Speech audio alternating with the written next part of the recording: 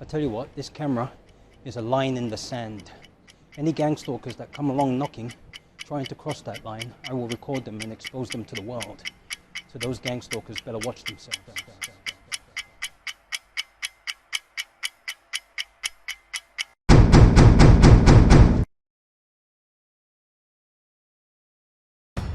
In previous videos, I've talked about the different strategies that gang stalkers use to get on my nerves. There's the gang stalker's favourite, racial provocation, although this one has gradually become less effective over the years. Racial provocation was more effective before I realised I was a target.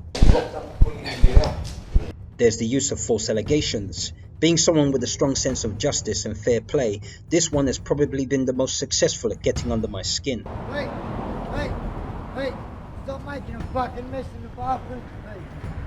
When you use the shower, please leave it clean, please. But its power to irritate me has also diminished over time.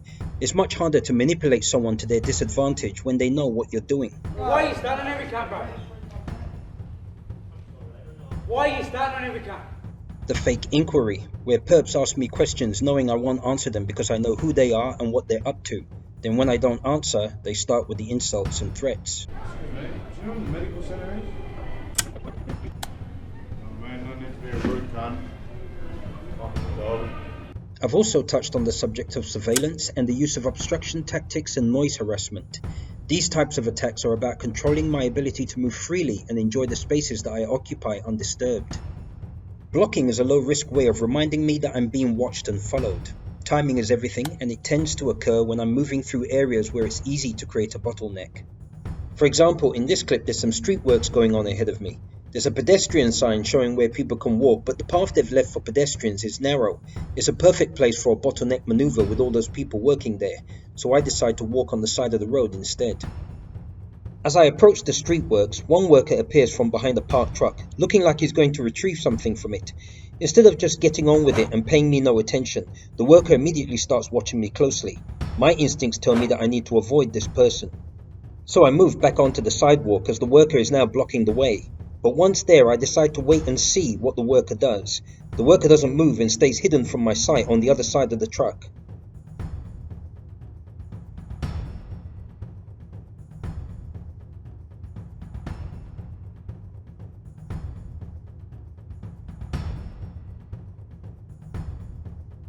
I've seen this scenario unfold 1,000 times. I know what this is and what he's going to do. He will only move when I move, and when I do move, he will walk at a speed and trajectory towards the sidewalk that brings us into close proximity.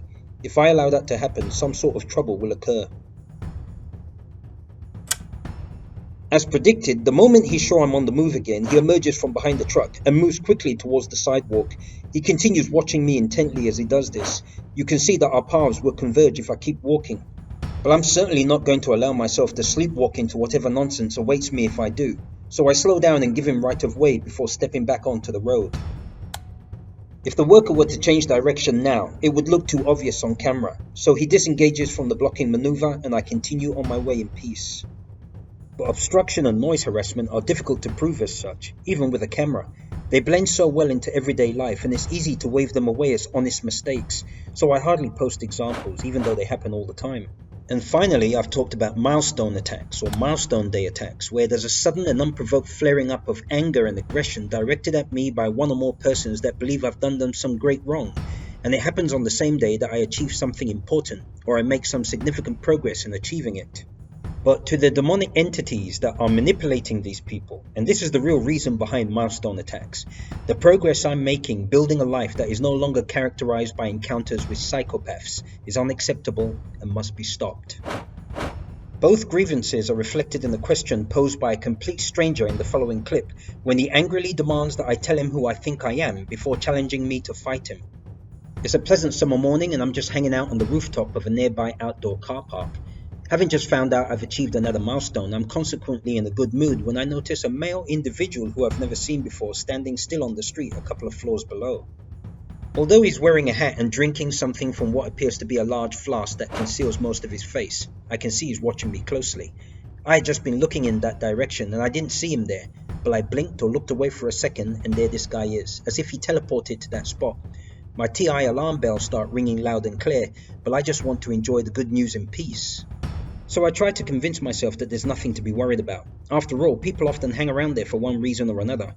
Maybe he's just finishing the last of his drink and he'll hopefully be on his way shortly. But see how he looks up and tilts his head to the side as he drinks from his flask? You can't see it as clearly as I could, but not only is he looking at me, he has a fierce look of hatred in his unblinking eyes. I can tell he's not going anywhere anytime soon, but neither is he going to be content staring at me from over there for much longer. He's trouble. Now, I should be recording this, but I'm in the middle of charging my camera, and the camera isn't on. Not good, because if anything worthy of a video goes down, I need that all-important proof of what happened. So what you're seeing at the start of this clip is the aftermath of a scramble to disconnect the charging equipment and turn the camera back on as this individual continues glaring at me.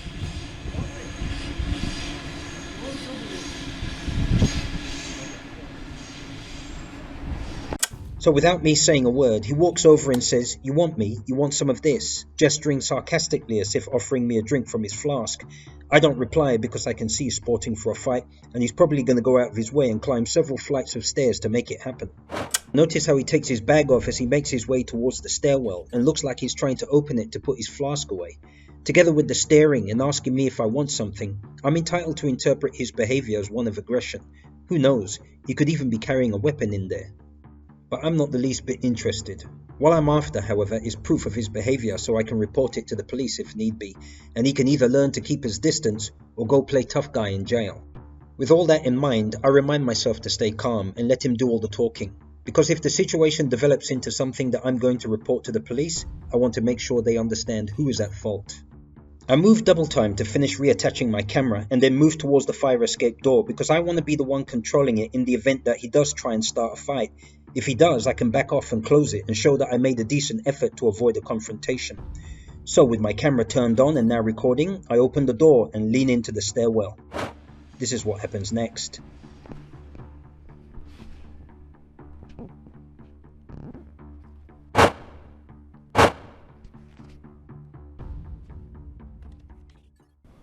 Why are you creeping around, mate? Why are you filming me? Why are you filming me? Why are you filming me? What are you creeping around for? Who the fuck do you think you are, mate? Who the fuck do you think you are, mate? Who the fuck do you think you are, mate? Gangstalker and Devil, the real enemy here, speak with the same voice of outrage, asking me the same question, who do you think you are, but for different reasons.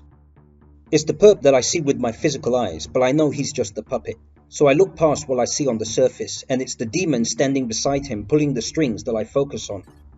True to form, it tries to play on my male ego to draw me into a fight by suggesting I'm weak if I do not respond to aggression with aggression of my own.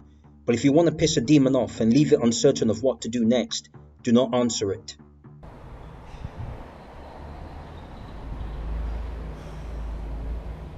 Do something. Do something. As you can see, he's actively trying to provoke a fight, challenging me to do something. He's daring me to attack him, but I'm not playing his game. As I said, I'm just in it for the footage, and he's certainly providing me with that.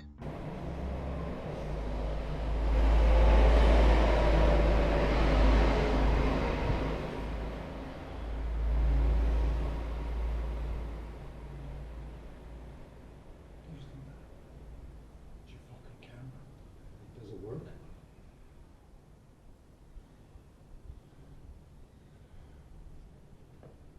What are you gonna do?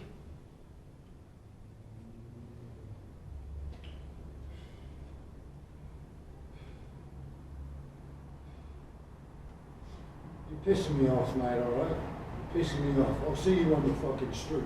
You're pissing me right off. I'm standing my ground, but I refuse to be dragged into a fight. This, by his own admission, is pissing him off. So now he resorts to making a threat saying he'll see me on the street, and I got it all on video. The police agreed when I showed them. If anything happens from now on, they already know what this lunatic is like and what he looks like. Time will tell if he shows up again sniffing for more trouble. If he does, he'll end up digging a hole for himself just like Penny and Stretch did, which will suit me just fine.